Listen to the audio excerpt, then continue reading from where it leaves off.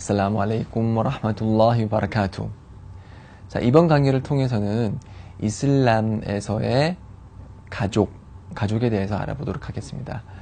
자, 보통 가족은 이제 결혼을 통해서 형성이 되죠. 그래서 결혼은 이슬람에 있어서 아주 중요한 의미를 지닙니다. 그래서 많은 이제 한국 무슬림들이 이제 새로 입교하신 분들 중에 이제 미혼 분들이 이제 많이 있는데, 그런 분들이 질문을 보통 하곤 합니다. 어떻게 하면은 결혼을 할 수 있냐? 어떻게 결혼하는 것이 이슬람적인 결혼이냐? 그래서 지금 이 시간에는 결혼을 어떻게 하는 것인지에 관해서 논해보도록 하겠습니다. 자, 결혼이라는 것은 천국에 함께 들어갈 동반자를 찾는 것입니다. 그리고 그 결혼이라는 것은 남성의 경우 연자 살랄라후 알레이히 와살람께서 말씀하셨듯이 네 가지를 보고 보통 사람들이 결혼을 한다고 하는데요. 그 여성이 가진 미모, 그 여성이 가진 재산, 그 여성이 가진 가문, 그리고 그 여성이 가진 신앙심. 보통 이 네 가지를 보고 사람들이 결혼을 하는데, 연재께서 저희들에게 조언을 주시길 신앙인과 결혼해라, 신앙을 가진 여성과 결혼해라, 그렇게 저희들에게 조언을 했습니다. 그래서 저희들은 최대한 신앙심이 높은 무슬림 여성과 결혼을 하는 것이 권장이 됩니다. 자, 그러면은 그런 대상을 찾을 때 어떻게 찾을 수 있을까요? 연애를 한다? 죄송하지만 연애는 이슬람에서 허락이 되지 않습니다.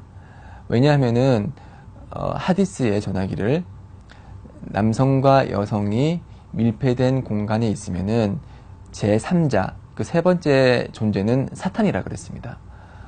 그래서 남성과 여성이 함께 있게 되면은 이제 손도 잡아보고 싶게 되고, 그 다음에는 더한 것도 해보고 싶게 되고, 사탄이 들어와서 이슬람에서 허락되지 않는 그런 행위를 부추기기 때문에 이슬람에서는 허락이 되지 않습니다. 또 다른 하디스에 의하면은 이성의, 그러니까 결혼을 할 수 있는 그런 이성의 손을 잡는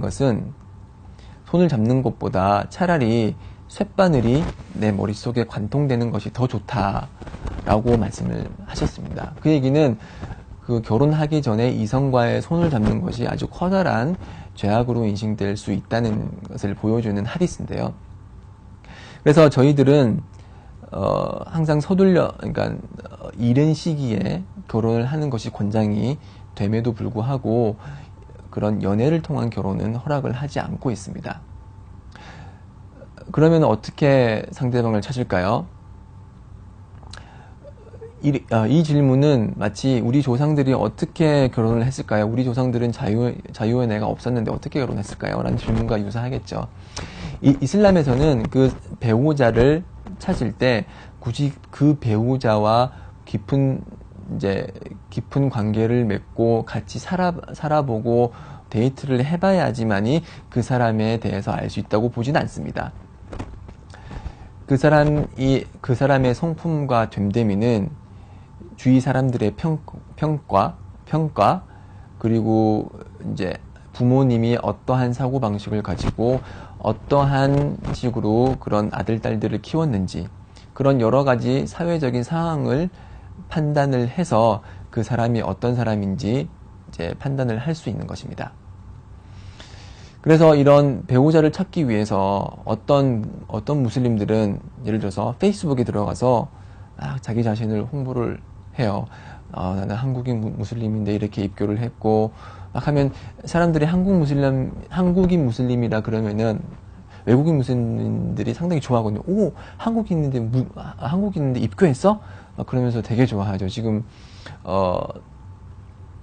그 한류 열풍도 불고, 뭐 한국 사람이 이제 여러 방면으로 많이 알려졌기 때문에 비무슬림 국가에서 한국인이 입교했다 그러면은 좋아하거든요. 그러면은 막 이성들로부터 막 이렇게 막 제의가 들어와요. 나랑 친구 맺자, 나랑 대화하자.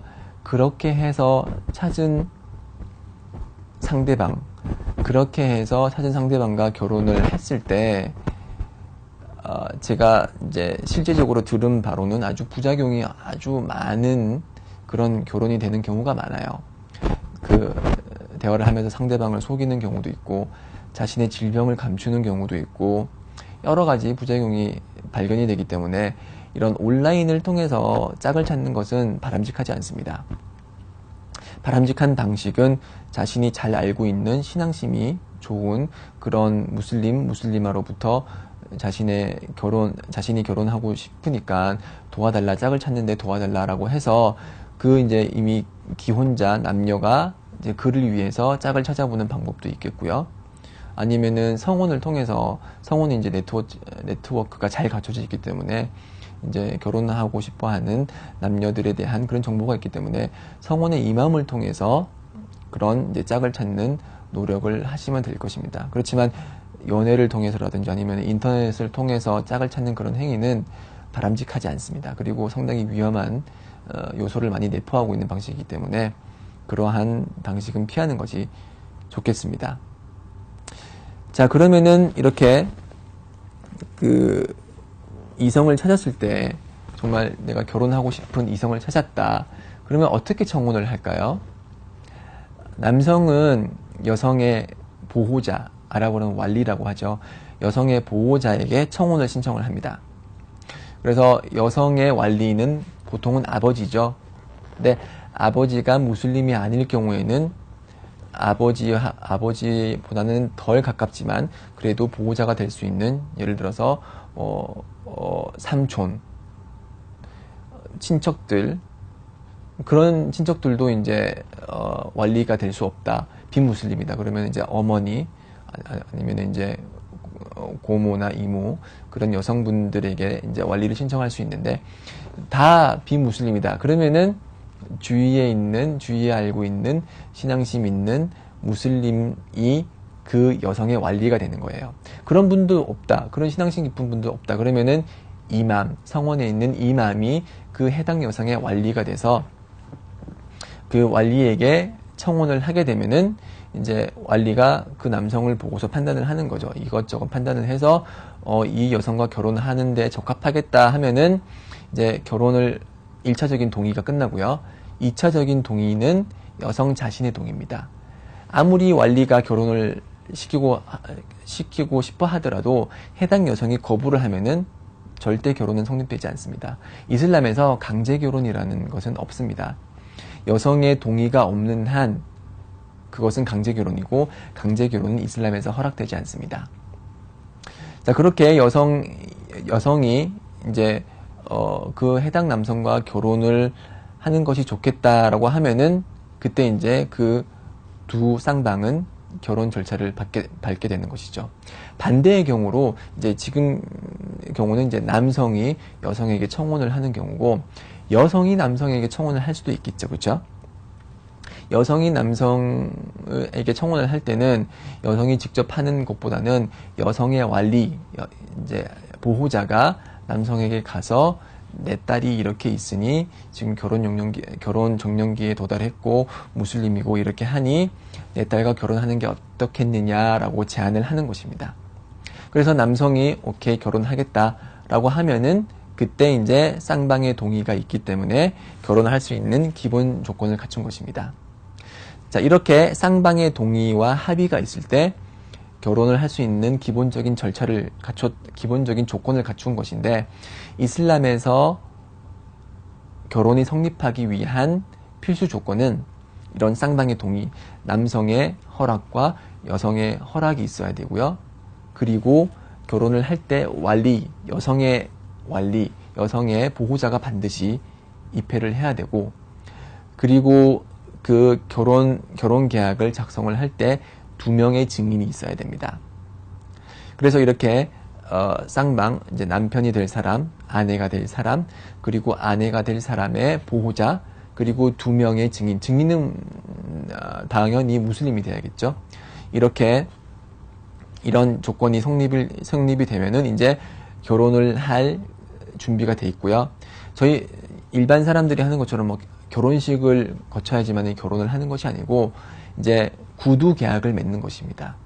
이렇게 예를 들어서 한 방에 모여서 이런 사람들이 다 모였을 때 이제 아내가 될 분의 보호자가 남편이 될 분한테 내가 내 딸을 당신에게 결혼시키고자 합니다 라고 제안을 하면은 그 남성이 네, 당신의 딸과 결혼하겠습니다. 이렇게 응답을 해주면은 그때 결혼계약이 성립을 하는 것이고, 이슬람에서는 그때부터 두 남성과 여성은 부부지간이 되는 것입니다. 네, 이런 식으로 결혼 이제 계약을 맺고요. 결혼 계약을 이렇게 맺을 때 이런 뭐 한 방에 이제 예를 들어서 그 딸의 완리의 이제 집에 들어가서 해도 되고, 남성의 집에 들어가서 해도 되고요.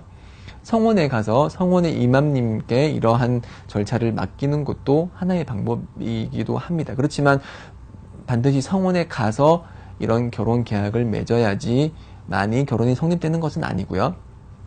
성원에서 결혼을 했을 때 이제 결혼 증명서도 받을 수 있고 무슬림 증명서도 받을 수 있기 때문에 이제 행정적으로 여러 면에서 이제 도움을 받을 수 있는 측면이 있기 때문에 성원에서 결혼하는 것도 권장이 됩니다.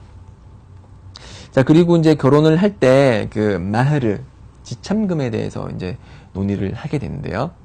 그 지참금에 관해서는 다음 강의를 통해서 좀 더 설명을 하도록 하겠습니다. 결혼 중요한 문제죠. 결혼 어떻게 하느냐 중요한 문제입니다. 그렇기 때문에 다음 강의 또 계속해서 저와 함께 이런 결혼에 대해서 알아보는데 강의를 계속 들어주시기 바랍니다. 다음 강의 때 뵙도록 하겠습니다. 아살라무 알레이쿰 와 라흐마투ல்லா히 와 바라카투.